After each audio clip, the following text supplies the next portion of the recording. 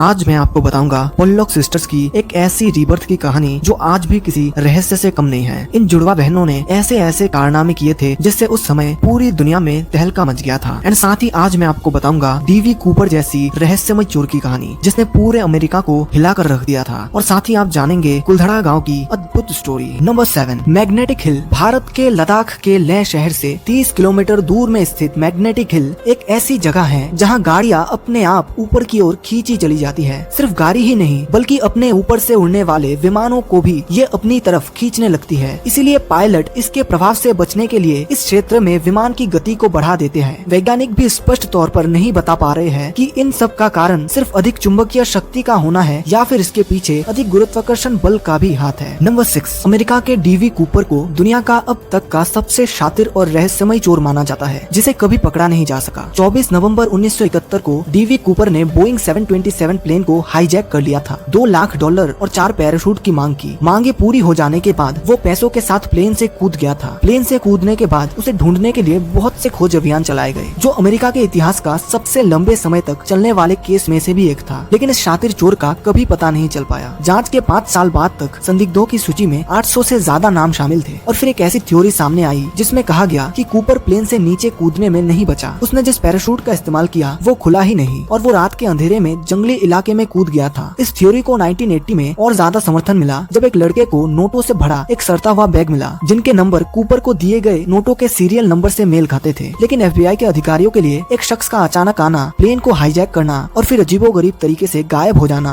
आज भी एक रहस्य से कम नहीं है। नंबर 5, हिस्डैलेन घाटी की रहस्यमय रोशनियाँ। नॉर्वे के होल्टलैंड में हिस्डैलेन घाटी के आकाश में अक्सर देखे जाने वाली रोशनियाँ एक अबूझ पहेली की तरह है। ज्यादातर ये रहस्यमय रोशनी चमकदार सफेद, पीले या लाल रंगों में दिखाई देती है जो कि 1 घंटे से अधिक देर तक दिखाई देती है। ये रोशनी तेजी से कभी धीमे हवा में तैरती है तो कभी एक ही जगह ठहर सी जाती है। इस तरह की घटना केवल नॉर्वे में ही नहीं बल्कि दुनिया के दूसरे भागों में भी 1940 के बाद से खबरों में आती रही है। इसके कारणों को जानने की काफी कोशिश की गई पर किसी नतीजे पर नहीं पहुंचा जा सका। इसीलिए आज भी ये एक अनसुलझी रहस्य बन के रह गई है। नंबर 4, करीब 500 साल पहले 1500 लोग मिलके कुलधरा नाम के इस गाँव में रहते थे। लेकिन एक रात अचानक पूरा गाँव बिल्कुल खाली हो गया। ऐसा नहीं है कि वो लोग मर गए या उन्हें अगवा कर लिया गया, वो बस भाग गए। कहा जाता है एक अत्याचारी जमींदार की खौफ की वजह से उन्होंने रातों रात पूरा गांव खाली कर दिया। जाते जाते वे लोग इस गांव को एक ऐसा श्राप दे गए जो आज भी इस गांव की बर्बादी का कारण बताया जाता है। वो श्राप था कि जो भी रात के समय इस गांव में रुकेगा वो वापस नहीं जा पाएगा। तब से लेकर आज तक उसी श्राप के डर की वजह से कोई भी व्यक्ति एक रात के लिए भी इस गाँव में नहीं रुकता है। नंबर 3, सन 1954 में अमेरिका के यूनाइटेड स्टेट्स एयरफोर्स के द्वारा आसमान में 2 सैटेलाइट को देखा गया था जो पृथ्वी का चक्कर लगा रहे थे। लेकिन चौंकाने वाली बात ये थी कि 1954 में दुनिया के किसी भी देश के पास सैटेलाइट लॉन्च करने की टेक्नोलॉजी नहीं बनी थी। दुनिया का फर्स्ट सैटेलाइट सन 1957 में लॉन्च की गई थी। तो आखिर 3 साल पहले ये सैटेलाइट जैसी चीज कहां से आई थी? यूएस एयरफोर्स ने इन सैटेलाइट्स की तस्वीरें भी जारी की थी। इन्हें ब्लैक नाइट सैटेलाइट नाम दिया गया। सैटेलाइट वैज्ञानिक और यूएफओ शोधकर्ताओं के अनुमान के अनुसार ये सैटेलाइट 13,000 सालों से पृथ्वी का चक्कर लगा रहे हैं। इन सैटेलाइट पर रिसर्च करके दुनिया भर के यूएफओ को मानने वाले और उस पर खोज करने वालों का मानना है कि ये एलियन सैटेलाइट है जो हमारे पृथ्वी पर नजर रखने के लिए 13,000 सालों से पृथ्वी के चक्कर लगा रहे हैं। अब पता नहीं इनका मानना सच है या फिर सच कुछ और है। नंबर 2, दुनिया में बहुत से लोग हैं जो पुनर्जन्म में विश्वास करते हैं लेकिन विज्ञान पुनर्जन्म जैसी बातों को नहीं मानता है। पर पोल्लॉक बहनों की कहानी ऐसी है जिसने वैज्ञानिकों को भी हैरान कर दिया था। 7 मई 1997 को 11 साल की जॉन्ना पोल्लॉक और 6 साल की जैकलीन पोल्लॉक को चर्च जाते हुए दुर्भाग्य से एक कार एक्सीडेंट में मौत हो जाती है जिससे उनके मॉम फ्लोरेंस को एक गहरा सदमा पहुंचता है। लेकिन डैड जॉन को पूरा विश्वास था कि उनकी बेटियों का पुनर्जन्म जरूर होगा। वो कहता था कि उसे सपनों में उसके दोनों बेटियां नजर आती थी और वो भगवान से अपनी दोनों बेटियों को वापस लाने की प्रार्थना भी करता था। तकरीबन 1 साल बाद उनकी जुड़वा बेटियां होती है, गिलियन और जेनिफर। जब वो बात करने लायक बड़ी हो जाती है तो वो दोनों ऐसी हरकतें करने लगती है जो उनकी मरे हुए बहनें किया करती थी। जैसे कि उन्होंने वो खिलौनों की मांग की जिससे जॉन्ना और जैकलीन खेला करते थे। वो दोनों अपने खिलौनों को भी